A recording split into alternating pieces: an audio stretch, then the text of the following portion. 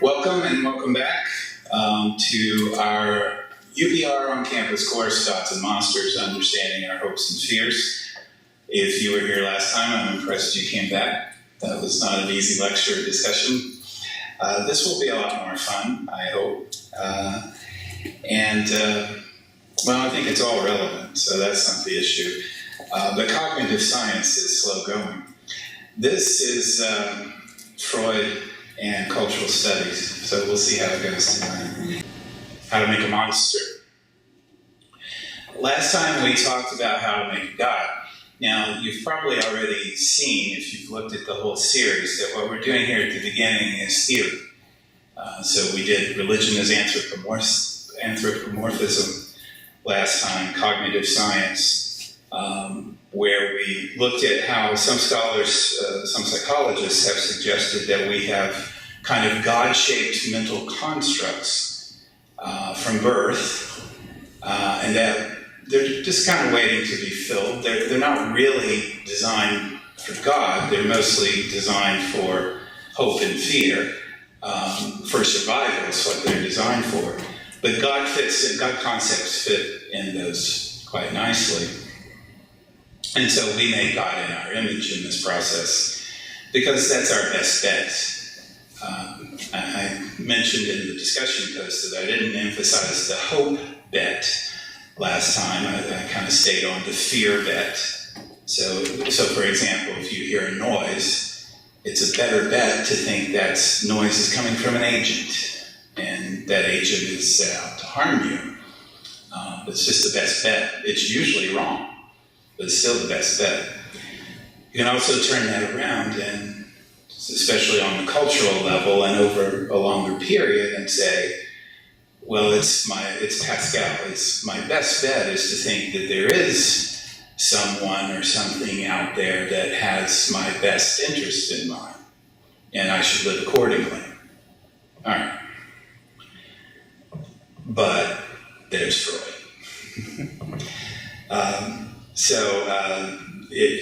We're going to do Freud tonight, so let me just do Freud, and you can mock me for it later. But I still think he's very important. Sure, he was a sexist, and his gender theories are pretty wrong. But he is still used in the practice of psychology and psychotherapy, if only for the talking cure, right? I mean, if you go to a therapist, you're going to talk. And the idea there is for the therapist to see things you can't see. That's Freud, right? That's basic Freud. So in case you don't know, those are his dates, 1856 to 1939. Austria, escaped to Britain, to London, I think, during the rise of Hitler. Founder of psychoanalysis, his most famous student was Carl Jung, who developed his own psychoanalytic theory, one more amenable to myth and symbol, one less reductively sexual, shall we say. But his story, Freud's story of the unconscious, is still very powerful. Now, it's non-falsifiable. Scientists get really upset with Freud, partly because he called himself a scientist, and he was at the time. But, science is about being able to prove something false. You can't prove this false, so it's not science. But it is a damn good story, and one that has a lot of power today. So he theorized that much of our behavior as humans is driven from things we can't see, something he called the unconscious. And the unconscious is a place of repressed desires. That's a pretty powerful notion. Of course, he went on to talk about the Oedipus complex, which, is not very palatable, but I still think he's a genius for using a myth to explain a scientific theory, right? To tell a good story.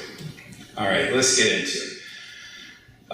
Pardon me if you know Freud and this is pretty remedial for you, but I want us all to be on the same page. Not everyone knows Freud. I mean, you know Freud, and you're supposed to laugh when you hear the name Freud. But let's dig in to his structure of the psyche, which is really powerful, I think. So we have the id. His English translator, it's a German word, his English translator translated it the it. See, already we're in monster territory, right? The it. The id operates according to the pleasure principle. Now, the pleasure principle is very simple. You obtain the most pleasure you can. That includes avoiding pain, right? So it's avoiding pain, maximizing pleasure. The id is biological. The other parts are not. They are psychological and cultural. And so we're all ids because we have these drives. This drive to seek pleasure and avoid pain. Now, if you are an id, you don't care where you get pleasure or how you avoid pain. You just get it. You want what you want, and you want it now. And you will simply take it without thought, literally without thought, because it is a drive. It's an instinctual, biological drive. Remember, we're talking about how to make a monster, right? This is monstrous, to simply want to consume without thought. The ego is what directs the id, because it operates according to the reality principle. So an infant, let's say, is hungry and will stick its thumb in its mouth. Doesn't care. It wants. This looks enough like a nipple. It feels enough like a nipple. I'm in. This is my nipple. The ego eventually develops and says, no, that's not really what you want. You need actual sustenance, not just the symbol of sustenance. And so that's the reality principle. Okay?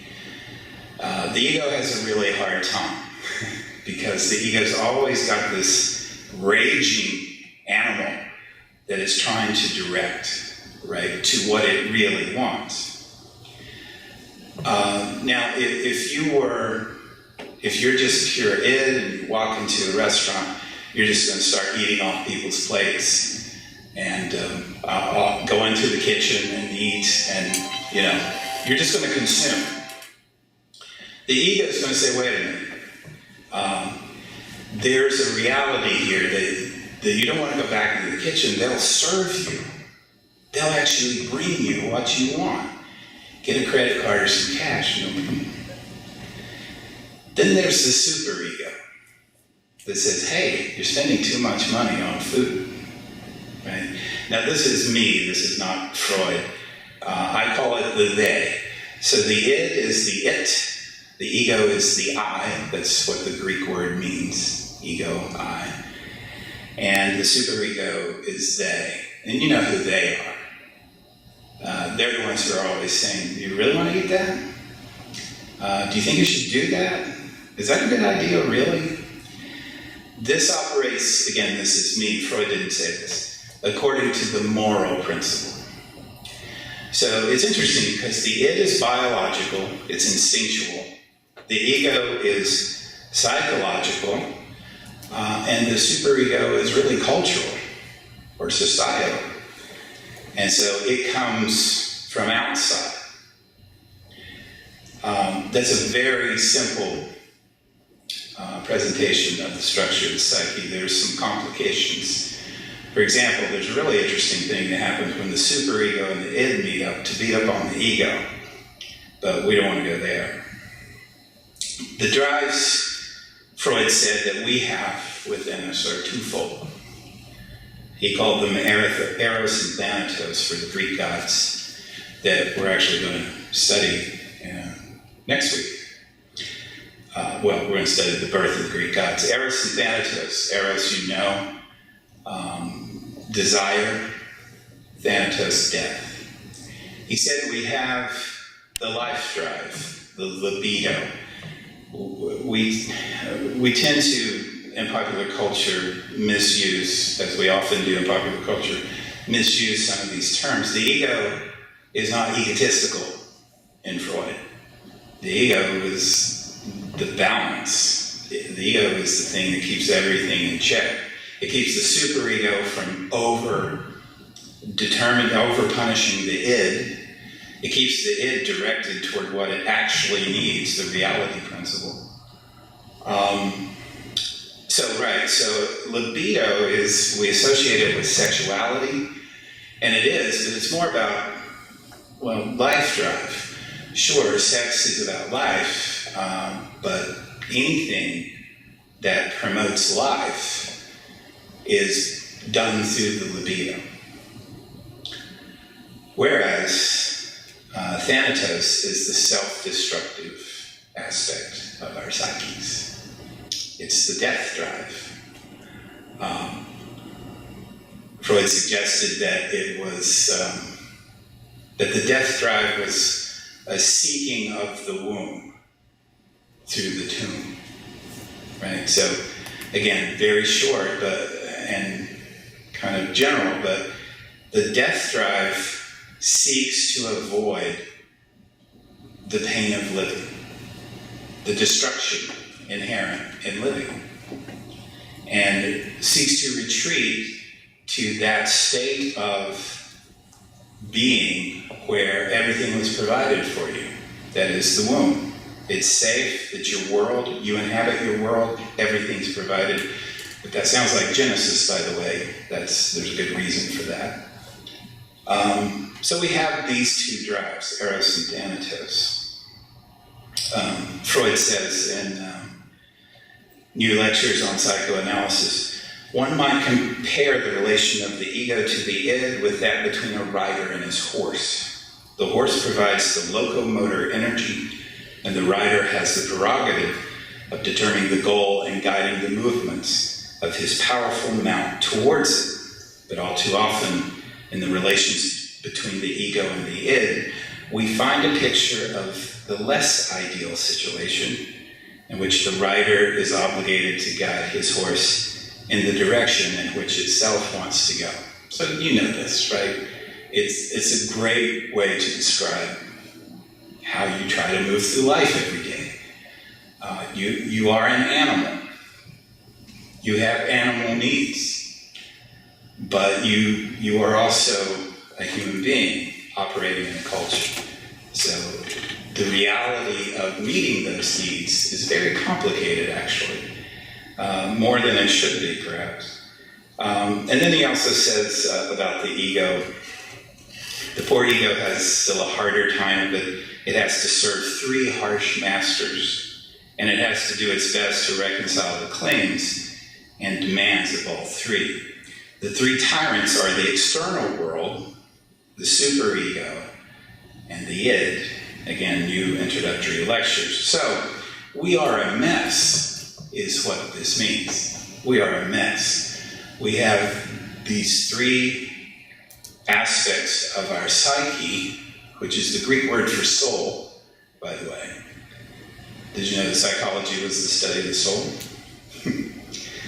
And then in the midst of all that, we have these two drives pushing us toward opposite ends, toward life and toward death. I don't know if you've experienced the death drive, but I think I have, when, it just feels too hard. The reality of the world is too hard, and it just feels like it would be easier to give up, to just let go. And yet, invariably, hopefully, the libido, the life drive comes back and says, no, we must keep going. Life is here, it is abundant, it is hard, but we have to live. Again, I'm articulating that, but these are drives, so you can't really articulate them. It's just things you feel. The monster within us is the id. Nearly every monster you can think of could be described by the id. It is pure desire. What does a zombie want? It wants brains. And that's all it wants. It doesn't care, if you break its legs or shoot it in the chest or anything. You've got to do the double tap to the head or it's just going to keep coming. It is pure desire. And that's terrifying, right? Because there's no regulation. There's no ego there to say, hey, think about this, right? As I said, the id is the first to form of the three. It's biological instead of psychological or cultural, and it operates according to the pleasure principle. So again, think of the monsters you know, and think of them as ids. In fact, there's I think it's Forbidden Planet, where there's, I'm there, thank you. Where they have a scene with the monsters from the id, which is really horrible and wonderful. All right, so that's the psychological element from Freud. There is actually something called monster culture that has been developed largely by medieval scholars, because that's back when we had monsters that were perhaps more real, but not really. They're still real, very real. This is Jeffrey Jerome Cohen.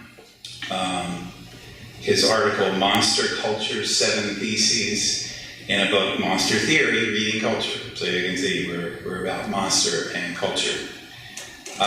So I'm going to take you through these 7 theses. They're a little bit complex, but I think they also are right on. I think you'll recognize the depth and detail of the monsters you know through these 7 theses. By the way, this essay is an introduction to a collected, the book Monster Theory is a collection of essays that Cohen edited, just so you know. First of all, the monster is pure culture. Now stop and think about that.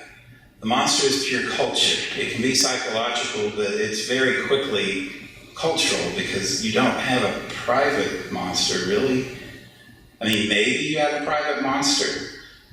Maybe you had one as a kid, but it's going to be made like Frankenstein's monster of parts of other monsters. Why? Because you're using symbols. You're using language, if nothing else. Monstrum, that which reveals, warns. It is the same Latin root word as demonstrate. Did you know that? Isn't that interesting? The monster demonstrates, symbolizes something other than itself, of course, because it's a symbol. What does the monster symbolize? What does it demonstrate? The monster cannot and yet must exist. And I'll explain that as we go through, so let me just leave that hanging there. So, number 1. The monster is pure culture. So that means the monster is part of our symbolizing system as a culture, even though you may have your own private monsters. The monster always escapes. Have you noticed that the monster always escapes? Think of monsters as existing deep within the personal and collective or cultural unconscious. They live in these deep chasms. Monsters emerge from the faults, and I mean that as a pun, as both the seismic phenomenon and a cultural phenomenon. The faults, the cracks in culture. Are there cracks in culture? You bet. Because culture can never represent everything we want it to. It always fails. It always succeeds to a point, but culture, and by culture I mean language, I mean religion, I mean myth, I mean philosophy, I mean government, can never be what we idealize. There are always cracks. There are always faults. That's where the monsters live. Is that what explains demagogues? Explains what? Demagogues. Oh, yes. Yes. Demagogues know these monsters very well. They are the monster, right? Yeah. Right? Or at least they use the monster. It's the monster's culture. Okay. Right. That's a really good point. They prey upon these cracks, faults in culture, and they dig into them even more, and they pull out other monsters and say, and remind us that our culture is faulty, that we do not live in the world we idealize. Right? So, especially when there are cultural seismic events, when there are culture quakes, look out. Here come the monsters. I feel so odd saying this right now. You mean like an election? I mean like an election that has surprising results and perhaps troubling, not perhaps, but troubling results. The monsters emerge. All right, hang with me. These are going to relate to each other. But again, this is cultural study, cultural theory, so it's a little dense. But hang with me. You recognize that scene, right? I think we're going to need a bigger boat. That's the one. The monster is a problem. Now, that may sound obvious, but not for the reasons you think it is. Not because he's going to eat your brain, although that's highly symbolic, right? Not because he's going to kill you or consume you. That's a real powerful metaphor for monsters, is to be consumed by them, to disappear into them. Now, the monster is a problem because, remember, the monster is pure culture. So the monster represents a failure, the fault in culture that means that culture doesn't explain everything. It doesn't make everybody happy. It doesn't do what it promised, right? Liberal democracy, begun in the 18th century, was supposed to make us all equal, or at least equal under the law, and to level the playing field. But the monster rejects our categories. It's a symbol of not only the failure, but the rejection of our categories. Because the monster does not fit into our categories. It threatens order. We order our societies in various ways, but the point is order. And in fact, next week when we look at the Theogony and Enuma Elish, we're going to see that all these monsters and all these weird things happening, it's really about chaos and order. The monster is chaos. It rejects our order. It rejects our ordering of ourselves and our culture. It's the liminal. It's the in-between, right? So it's on the edges of culture, or it's beneath culture, right? And it emerges in times of fracture. The monster requires that we rethink what is inside and outside, what is normal and abnormal. Again. It's actually quite scary, yes. What's that? It's actually quite scary. Yeah. That's what's scary, right? Is the threat of chaos. Is the threat that our order will be dissolved into chaos. That's the only thing it can be dissolved into. And so it destroys everything we thought we knew, right? For example, a zombie should not be walking around like that. That's just not right. You know, he's dead. He shouldn't be walking around, much less wanting my brain. Now, we probably should have talked about Freud and the uncanny here. In fact, I will a little later. The monster is a symbol of difference. When the monsters emerge, they do not emerge uninterpreted. Remember last time with Wittgenstein, to perceive is to perceive as? So there's no lag in between perception and interpretation. You can have different interpretations, but there's no lag. So as soon as you see a monster, you know that it is one thing or another. It's never just a blank slate.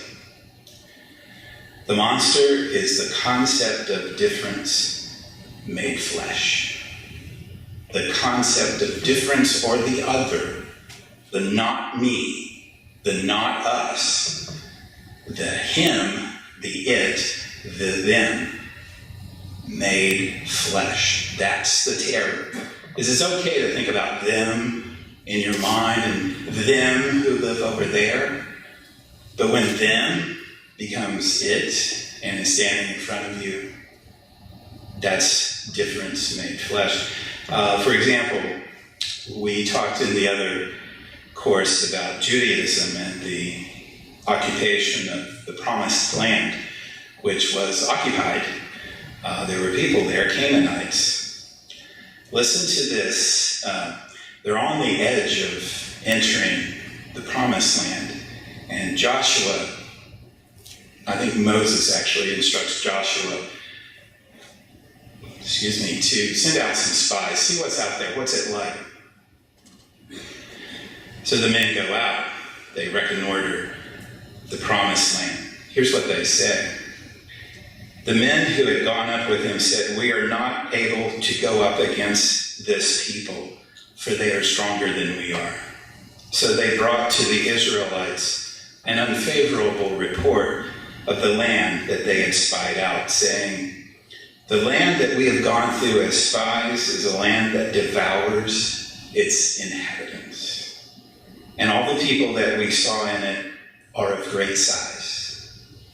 There we saw the Nephilim, and to ourselves we seemed like grasshoppers, and so we seemed to them."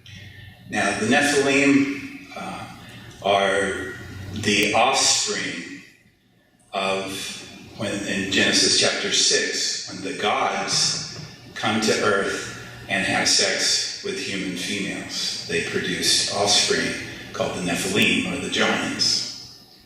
So, we're about to go into this strange land, different land.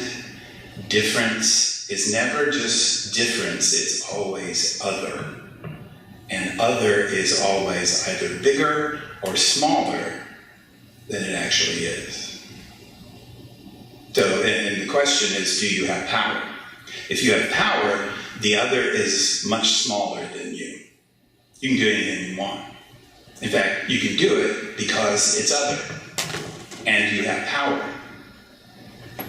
If you don't have power, or you don't think you have power, then the other is much larger than it appears. They might be giants, or they are giants. Sorry, I was quoting a band name. So you see the illustration there. That's from a text that is attributed to a man named Mandeville, who supposedly traveled around the world, but it's clearly borrowing from other accounts. But these are the people he saw, right? No heads, faces on their chest. I love the guy with the big foot. What's that about? For medieval Christians, especially in France, there was the song of the brave acts, the chanson des gestes, where Muslims are depicted as monstrous. Why? Because they have power. They have Jerusalem, and we have to go get it. And it parallels the Joshua story exactly, right? Of course, the Jews, probably more than any group of people, have been depicted as monstrous. I was going to say starting with the New Testament, but it actually starts well before that. But the New Testament is kind of the pivot point for the monstrous depiction of Jewry. There's this whole blood curse thing in Matthew, where Pilate, you remember the scene, Pilate is about to execute Jesus, and he tries to release, and wants to release someone, and they say release Barabbas. I can't even say that without hearing Life of Brian in my head. Monty Python. And he says, no, I'll release Jesus. He's not really done anything. And they're like, no, crucify him. His blood be on us and our children.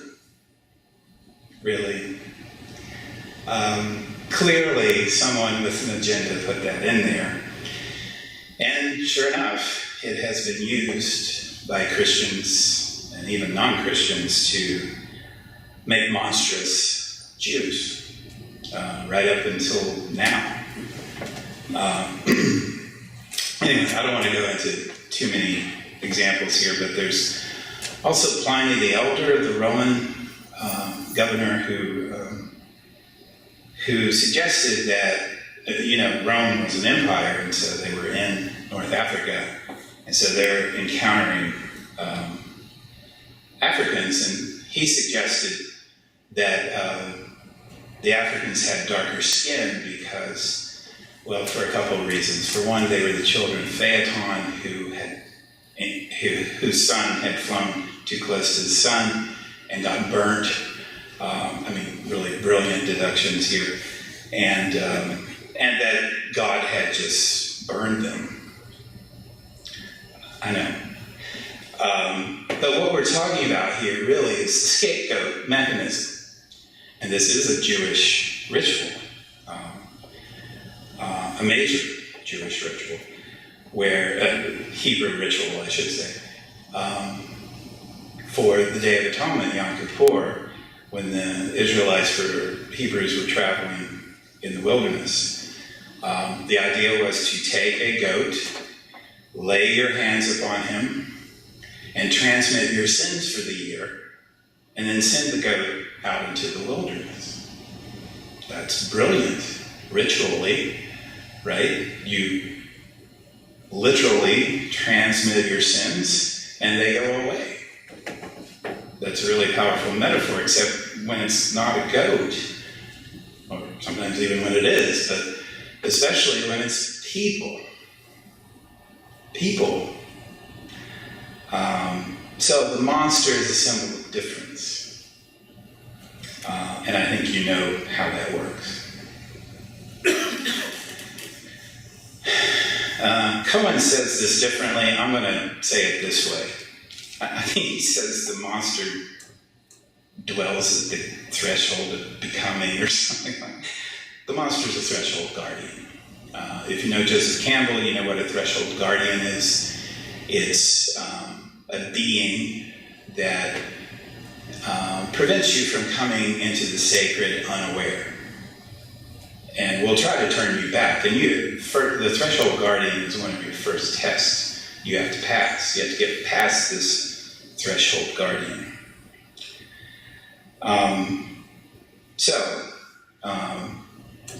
Remember that we have lots of threshold guardians, and they're warning signs. So here be dragons, right, on the old maps. There's an article in the Atlantic that said, there's really not that many, or I think it said not any old maps that say this, but there was a globe that said, here be dragons. And meaning, don't go here, right? So the monster's a threshold guardian that says, don't cross this.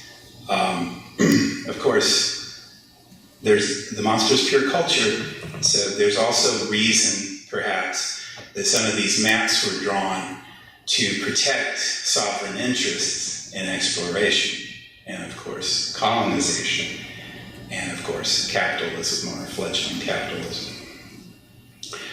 I forgot. So you shall be like gods, knowing good and evil, from the Genesis story, right? Don't do that. Do whatever you want, but don't eat from this tree. Why? Because if you cross that threshold, you're going to know things. And maybe you don't want to know things. Maybe you don't want to know good and evil. Maybe you don't want to be like us gods. It's plural in the Hebrew text. Maybe you don't want to be like us and know good and evil. Maybe you just want to be in this garden, man. What's wrong with this garden? Just don't do that one thing. But of course we do, because that's how the plot goes. This gets played out in Frankenstein. We're going to have a whole lecture discussion on Frankenstein. But in case you haven't read the novel, it begins and ends where? Does anybody remember? In the Antarctic. In the Arctic. Why? Because you're not supposed to be there. It's the early 19th century. You're not supposed to be sailing around up there. You've crossed the threshold. And of course there's a monster there. What did you expect? Polyphemus and the Cyclops in the Odyssey, and we're going to see them again in the Theogony. They are, the Cyclops, they're the monsters. Odysseus has to use his wiles to get away from him as he consumes his men. He eats them. They are monsters because they have not a law to bless them, says Homer. They have not a law to bless them. That sound like the id and the structure of the psyche? You need some sort of ordering. Otherwise, you become a monster. Of course, monsters are, as you can see in this cover from Weird Tales, monsters also represent the transgression of all kinds of boundaries, including sexual boundaries. So, sexuality is one of the most guarded, contested elements of any culture, any society. So it would make sense for monsters to transgress those boundaries, those categories, if monsters are to threaten our ordering of society. In fact, it would be almost required, right? And so you've got Yeats's famous poem, Leda and the Swan, from the story, where Zeus makes himself a swan and comes down and rapes Leda. A god having sex, raping a woman.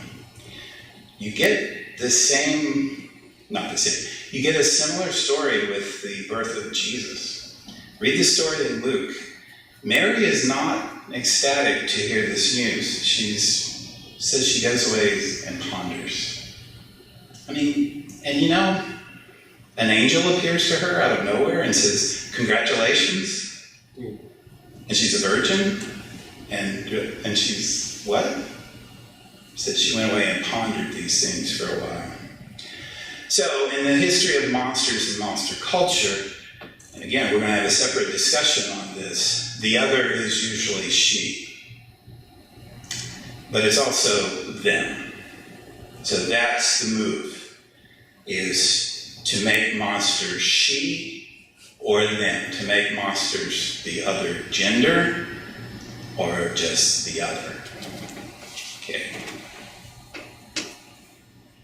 This is an interesting one.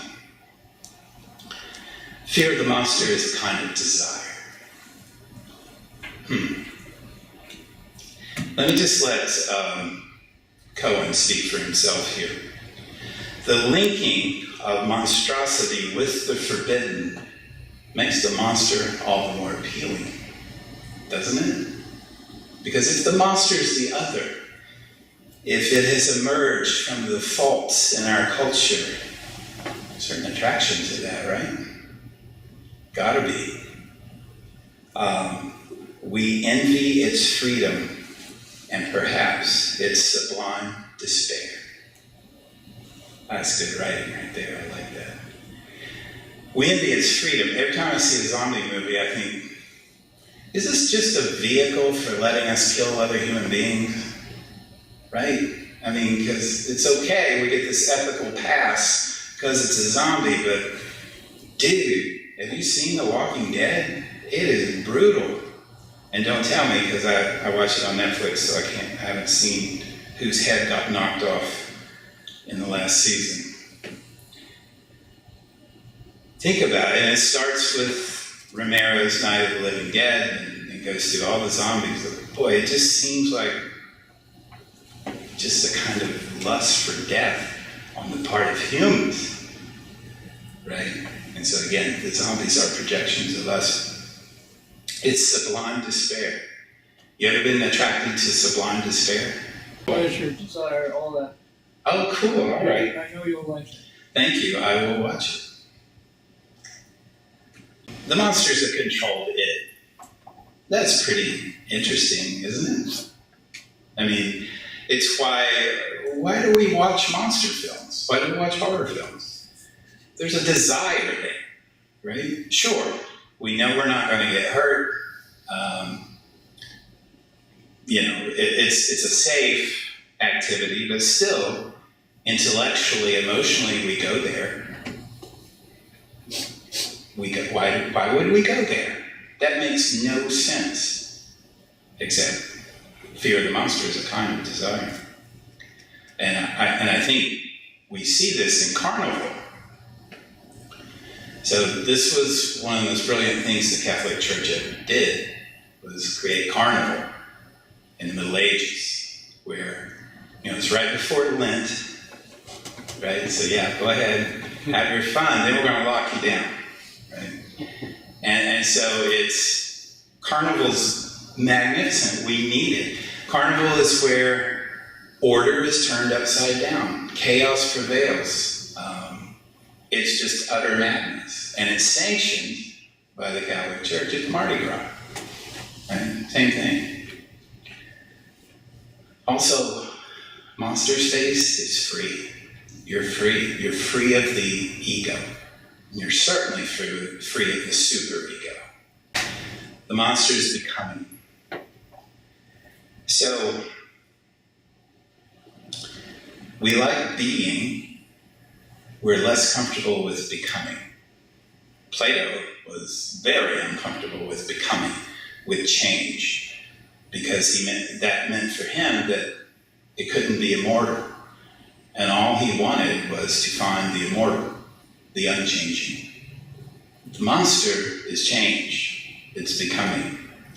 We push monsters to the edges of our lands, our interior world, our psychology, our soul, and our culture. But they always come back. Why? Because they're us. Can't get away from us. Us collectively and us individually. They always return. The monster always returns. Because the monster is us. The monster is also the other. And if you were here for the previous series of lectures, we learned early on that the sacred, the definition of the sacred, is the other. Rudolf Otto called it the holy, as in complete, other. Monsters come from the same place as gods, from within and without. And they have sacred knowledge. Because what we think we know is by definition fragmented, inadequate. But they know that we don't know. And so, again, there's the desire. They know things that we don't know. What did Rilke say? I want to be with those who know secret things, or else alone. I want to be with those who know secret things, or else alone. And they come to us, like Frankenstein's monster, who just says, why? Why have you created me? We'll see this in Frankenstein, but you can draw a line straight from Frankenstein to Blade Runner. When Roy Batty, I hope there's some Blade Runner people. Okay. When Roy Batty, the android robot monster, replicant, comes to his creator, Tyrell, and Tyrell is about to kill him, his creator, just as Frankenstein's monster does. And Tyrell says, what do you want? And he said, more life. Right? More life. Why? To figure out life. They ask us why we have created. What does this all mean? The monstrous, the monster, is a sign, a symbol. It symbolizes what we don't want to see in ourselves and in our culture. Again, this relates to the God, right? So the gods and monsters, they're on a continuum, a human continuum. God symbolizes what we can't do, can't see. Monsters symbolize what we don't want to see about ourselves. We don't want to know who we are. But the monster emerges to tell us that we're hiding things. We project the monster within, again, just as we do gods, according to cognitive science. We project this monster out because something about us loves that process. And again, that's Freud.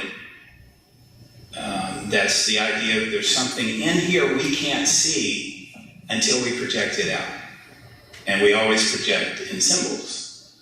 And so we have to interpret these projected symbols to understand what's in here. Because something about us, like staring at the sun or something, we can't look directly inside. And so we make monsters just as we make gods in our own image. All right, monster culture.